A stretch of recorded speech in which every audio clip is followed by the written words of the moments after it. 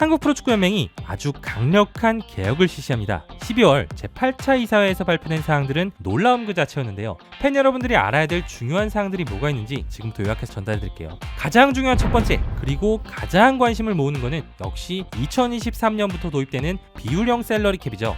여러분, 셀러리 캡이라는 단어 혹시 들어보신 적 있으세요? 축구 쪽에서는 미국 MLS에서 이 셀러리 캡에 대한 이야기가 많이 나오는데요.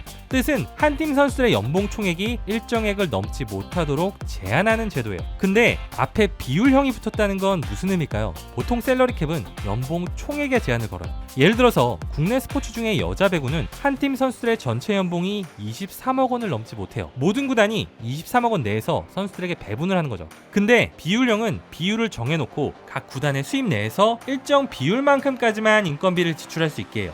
예를 들어서 연맹이 비율을 50%로 정했다고 칩시다. 100억 버는 팀은 50%인 50억을 인건비로 쓸 수 있고요. 50억 버는 팀은 25억까지 쓸 수 있다는 거예요. 버는 만큼 쓰라는 건데요. 뭔가 비슷한 게 떠오르죠? 유럽의 FFP와 유사합니다. 이걸 시행하는 목적도 FFP와 같아요. 각 구단들의 재정 건전성을 확보하겠다는 건데요. 여기서 중요한 거는 두 가지겠죠. 구단이 버는 수입의 기준을 어떻게 할 것인가, 그리고 가장 중요한 비율을 어떻게 할 것인가죠. 특히 K리그 같은 경우는 모기업 혹은 지자체에서 받는 지원금들이 있는데 이 지원금들을 수입으로 인정할 것인가 여부가 큰 관심거리인데요. 자세한 사항은 앞으로 연맹이 2년간 해외 사례를 연구하고 실무진들과 협의해서 정하겠지만 일단은 이 지원금 또한 수입으로 인정하는 것으로 가닥을 잡고 있다고 합니다. 두 번째는 로스터 제도예요. 로스터는 등록 명단이라는 뜻인데요. 풋볼 매니저 하시는 분들은 익숙하시죠? 유럽 리그에서도 익숙한 단어고요. 각 리그별로 이 로스터 숫자가 다른데요. K리그 같은 경우는 지금까지 딱히 제한이 없었대요. 그래서 선수단이 굉장히 비대하게 운영됐어요. 최근 3시즌 동안에 각 구단당 평균 등록 인원이 41.7명이었대요. 그래서 연맹은 2023년부터 단계적으로 이 로스터 숫자를 줄여나가서 선수단 규모를 조정할 예정이에요. 2023년에는 32명, 24년에는 30명, 25년에는 28명으로, 그리고 이 3년간의 데이터로 또 로스터 숫자를 정하는 거죠. 여기 하나 더, U22 선수 또는 구단 유스 출신 선수를 일정 숫자 이상 반드시 포함시키도록 한대요. 유럽처럼 가는 거죠. 그러면 이 로스터에 못 든 선수들은 그냥 방출하는 걸까요? 연맹은 이를 위해서 B팀 제도도 운영할 계획이에요. 유럽에도 보면 각 구단의 하위 팀이 하부 리그에서 뛰는 경우가 있잖아요. 연맹은 대한축구협회와 협의해서 내년부터 구단들이 프로 B팀을 따로 꾸려서 K4 리그에 참가할 수 있도록 할 예정이에요. 이 B팀은 23세 이하 선수들이 주축이 되고요. 1군 팀에서 출전 기회를 얻지 못한 선수들이 주로 뛸 예정이에요. 연맹은 현재 운영 중인 2군 리그, R리그와 이 B팀 운영 중에 하나를 선택할 수 있도록 만들 계획입니다. 구단 입장에서는 경기에 뛰지 못한 선수들과 어린 선수들의 발전을 위한 선택의 폭이 넓어진 셈이죠. 세 번째는 계속 치솟는 승리 수당 및 추가 수당에 대한 제한이에요. 현재 K리그 대다수 구단이 기본급과 출전 수당 외에 선수 개개인에게 승리 수당을 많게는 500만원, 적게는 200만원까지 지출하고 있대요. 여기에 더해서 각 구단에서 꼭 이겨야 하는 중요 경기 승리를 두고 계약서에 안 쓰여있는 추가 보너스를 지급하는 걸 하기도 하는데요.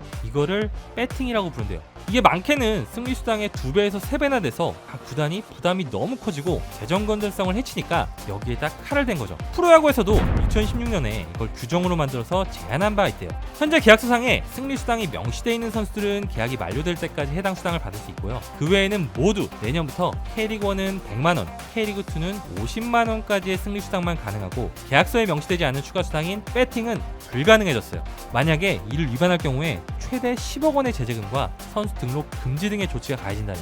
그리고 교체 카드 숫자의 변경도 주목할 만해요. 지난해 국제축구평의회가 팬데믹 사태로 인해서 일정이 과밀화되니까 교체 카드 숫자를 3명에서 5명으로 변경하기로 했었죠. 이에 발맞춰서 K리그도 2021년 한정으로 교체 카드 5장 규정을 적용하는데요. AC를 참가하지 않아서 일정 과밀화 우려가 덜한 K리그2는 현행대로 3명을 유지하고요. K리그1만 이 규정을 적용하기로 했어요. 그리고 경기 흐름 방해를 최대한 막기 위해서 선수 교체 횟수는 3회로 제한하기로 했습니다. 출전 선수 명단은 기존처럼 18명으로 유지되고요. 이외에 피파 임대제도 개편에 발맞춰서 팀당 22세 이상 임차 선수를 5명으로 제한하는 임대제도 개편과 원소속 구단 경기 출전 불가 조항 삭제 등도 알아둬야 할 내용이고요. 외국인 쿼터의 정의와 플레잉 코치 등록 규정 등 기존 경기 규정 중에 불분명했거나 미비한 부분을 채우는 작업과 연맹 마케팅 자회사 설립 등 수익원 다각화를 위한 사항도 함께 이번 의사에서 의결됐습니다. 정말 바뀐 부분이 많죠? 여러분들은 이번 이사의 의결사항들을 어떻게 보시나요? 굉장히 급진적인 변화들이어서 걱정하는 분들도 많은데요. 사실은 큰 틀의 변화들은 2년 이상의 텀을 두고 진행하는 부분이기 때문에 리그 실정에 맞는 수정, 보완 작업들이 많이 들어간다는 점도 감안을 해야 할 것 같아요.